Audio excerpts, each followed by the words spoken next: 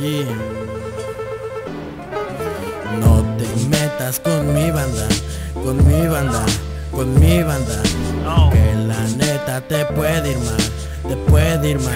La 217 Records. No te metas con mi banda, con mi banda, con mi banda.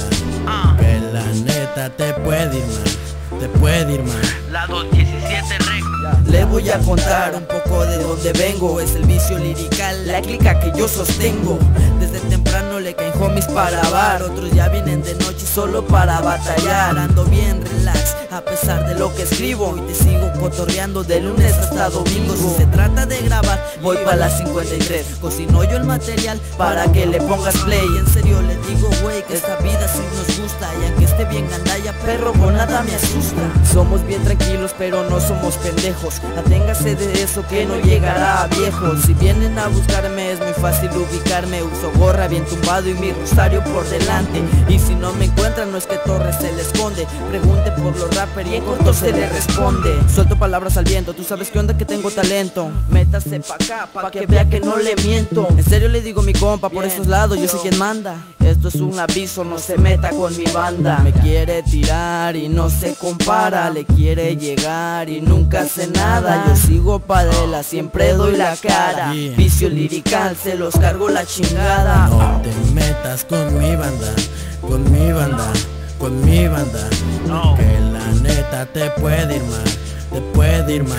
La 217 Records. No te metas con mi banda, con mi banda, con mi banda. Que la neta te puede ir mal, te puede ir mal. La 217 Records.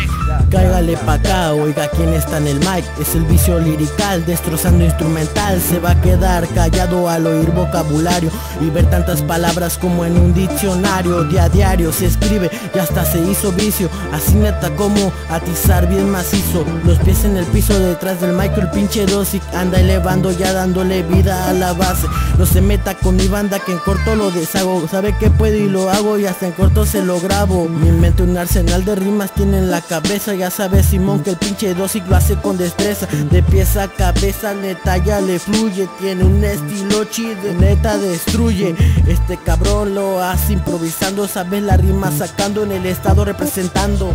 Así lo hago neta, tengo el estilo. Y pa' esto neta voy agarrando el filo. Así lo digo con sinceridad. Este cabrón anda inspirado en la instrumental. Te lo dice mental, neta va escribiendo. Las rimas ya va sacando y el verso va convirtiendo. Simón, el vicio lirical, la 217 Records, el Torres en los controles.